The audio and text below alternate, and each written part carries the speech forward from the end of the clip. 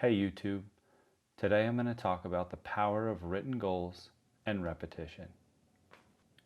So first off, I'd like to address written goals. And I know I've talked about that in previous videos, but on this video I'm going to talk a little bit more about why we should write them down and how repetition plays into that and enables us to improve over the long term and ultimately become whatever it is that we're trying to become. So why write goals down? I would be writing my goals down so I'm clearly identifying what my objectives are. So for me personally, for this channel, one of my objectives is to start to make money so that I can give back and create something that I'm proud of. The thing that keeps motivating me to go forward, to continue making more content and more videos, is that I write down every single thing that I want to accomplish, and that kind of keeps me motivated and keeps me in check to continue moving my business along. There was a few years ago where somebody in a forum was commenting back and forth on what people were doing to have weight loss programs that work for them. One of the suggestions that I wrote in that forum, I think it was a Reddit forum, was write your goals down and write down what you're eating, and that way you can actually quantify what's working for you and what's not if you're making changes. And everybody downvoted my comment. But what I've done over the last year was I think I started off, well, I guess I won't say weight, but I think I lost roughly 35 pounds through a diet and exercise regime.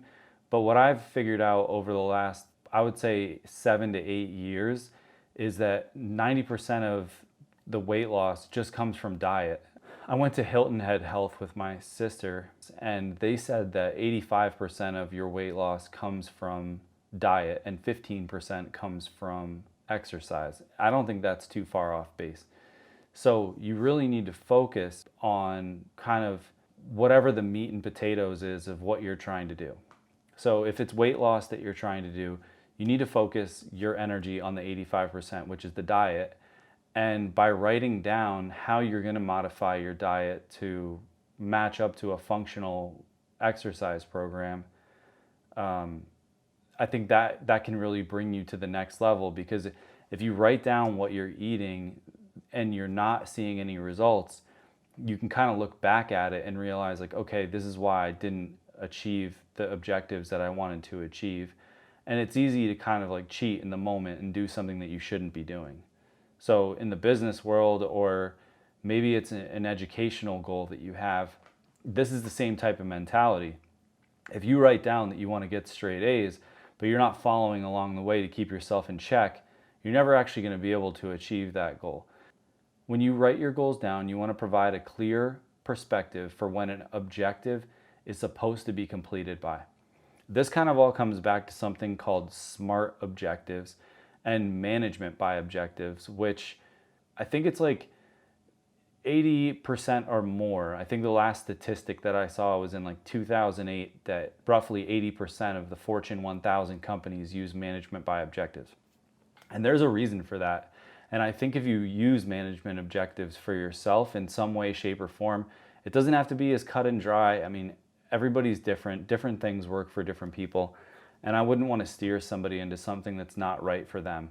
But if 80% or more of the Fortune 1000 companies use this, it's because it works.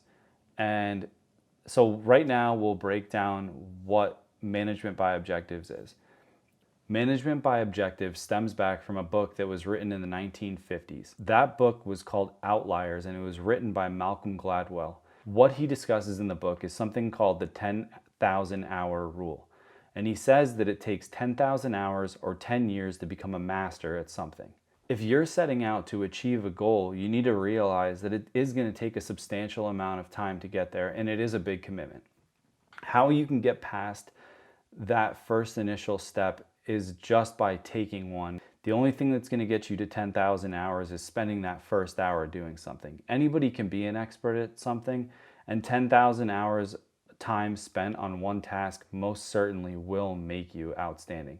This kind of thought process reminds me of something that my dad used to tell me, that to become an expert at something, you need to spend 5 years doing it. And he had a little bit of his own perspective from his career and his job. But I think it all kind of stems back from the 10,000 hours that Malcolm Gladwell started with in Outliers. And basically what this is all about is making sure that you're ready. Maybe getting like an A in a class isn't going to take you 10,000 hours.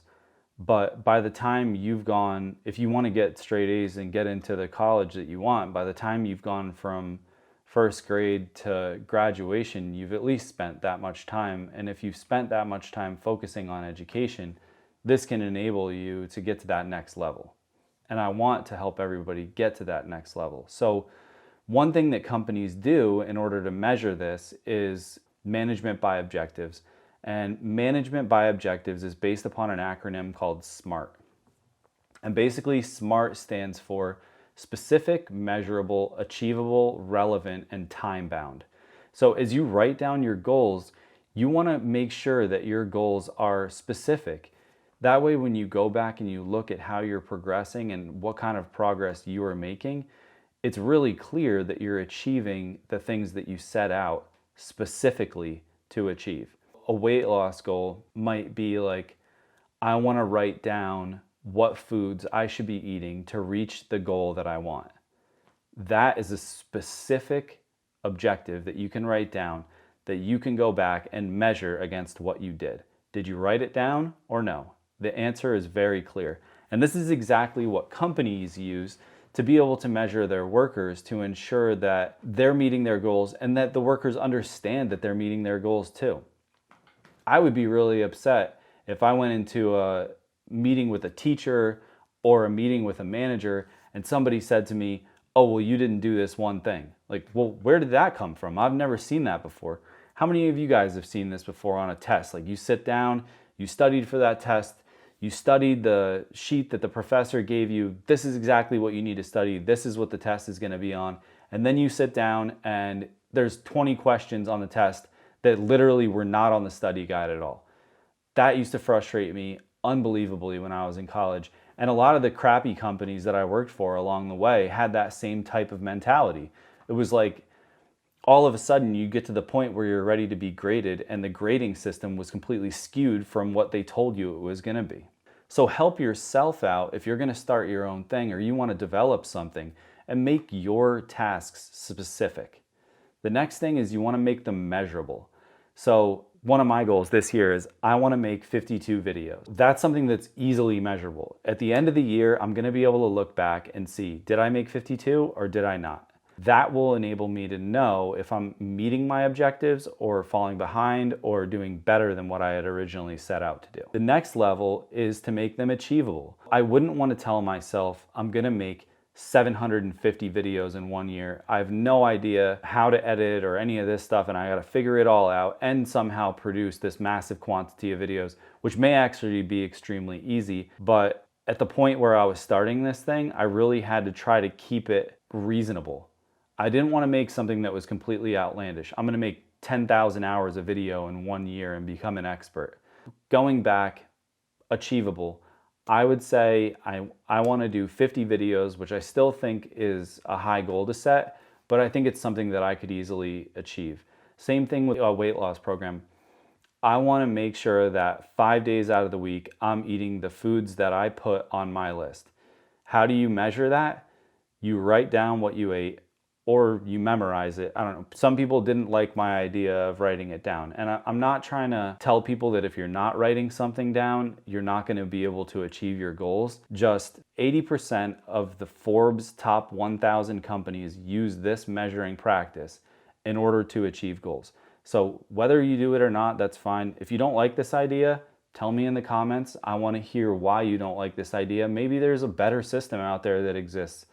All of this stuff is just what's being used right now, but it doesn't mean there's not a better idea that's available. So the next thing is you want to make sure that your objectives that you set for yourself are relevant. So relevant meaning you want it to actually have to do with your objective. Like I wouldn't want to create a goal for myself that I want to be able to tear an engine apart and build it back together to be able to create YouTube videos. which has absolutely nothing to do with creating videos, using Adobe, using a camera. And so keep your objectives relevant to whatever your main goal is. That is the R in SMART. The last one is time bound. You want to make sure that your objectives are measurable by time. So you want to say, I want to have this done by this time. I know you guys heard in my previous objectives, I want 52 videos by the end of the year. And I want to write down 20 foods that I could eat by the end of the week. I don't know if I said that, but that would be like a reasonable time setting to set on something so that it is specific, it's measurable. Did I do it? Did I write 20 down or did I not? It's achievable, relevant. It has to do with your initial goal. I want to create a diet program for myself, or whatever that goal is. I want to be a kinder person. Literally anything is possible with this type of management by objective process. How does repetition play into achievement? As I stated before, it takes 10,000 hours to become an expert at something. Am I saying you should start a clock and every time you start working on something, click the timer, and if you get up to 10,000 hours, now you're an expert at it? From my dad saying that it's going to take you 5 years to Malcolm Gladwell saying that it's going to take you 10 years to be able to achieve this goal, and people like Elon Musk saying creating your own business is going to take a lot of pain. I think it's the same thing from any other perspective. If you want to be a kinder person, it's not going to be something that you can just do overnight unless you're already very kind and you've worked very hard at it for a long time, or you're just naturally a kind person. But typically people want to develop things that they're not experts at. So in order to do this, you can relate this back to anything that you want to achieve. Maybe you want to have more friends. If you want to have more friends, then I would start going out by like reading books like How to Make Friends and Influence People, and start at least traveling down that road. I do think it's possible to get to the place that you want. You just have to decide where it is and then work hard to get there. I think about the channel Mr. Beast. I went back and watched one of the first videos where he gives $10,000 to a homeless person, which hopefully I can do that one day on this YouTube channel. Help me get there, guys. Let's do something awesome together. I definitely want to do something amazing for people. But Mr. Beast, when he's in that video, is like so awkward. You guys can go back and watch it and see what he was like in the beginning. It took time and a lot of videos and a lot of interaction to be able to get him to the point where he's comfortable. And sometimes it takes willingness to be rejected to become good at something. Sometimes it's not something that you have to have happen right away. In order to like want to get good at something and to sit down and actually do it, it's something that you almost like have to do. Like you can't survive without doing it. You need to put this time into it to make it happen. One thing I want to leave you guys with is an example of this 10,000 hours mentality. So if any of you guys who have seen The Karate Kid, either the original one from the 80s or whenever that was made, or you've seen the newer one. In the older one, there's the scene wax on, wax off. And the student gets frustrated because he's like, hey, I'm here to do karate and I'm here to kick some ass. And I don't want to sit here putting wax on and wax off of this thing. And the message that's underlying that, or if you haven't seen that one, there's the new one where he says, put on the jacket, take off the jacket, hang it up. I think is kind of the process that Will Smith's son follows. It's not just about what you want to get to. It's about having the resilience to get there. Is it something that you really want? Are you willing to hang that jacket up 1,000 times? Are you willing to put wax on and wax off 1,000 times or 10,000 times or whatever it takes to like break your will enough to let you experience whatever ultimate goal you're trying to get to? This is also something that I have done in my career. To be an expert at something or to be good at something, you have to surrender a bit of will. It's hard to push yourself to get up to do that next thing. One thing that I can leave you guys with is time is one of the most valuable things that any of us have. And the way that you choose to spend your time is a very, very difficult question to answer. But at least maybe with these insights, you can use this information to make a better decision about what you want to accomplish in life and what it's really going to take to get there. If you guys can get to exactly where you want to get, tell me about where you guys want to go. What are your big goals? Does anybody out there have a unique goal that they can apply this process to? Tell me about it. I want to hear what you guys think. Thanks for watching.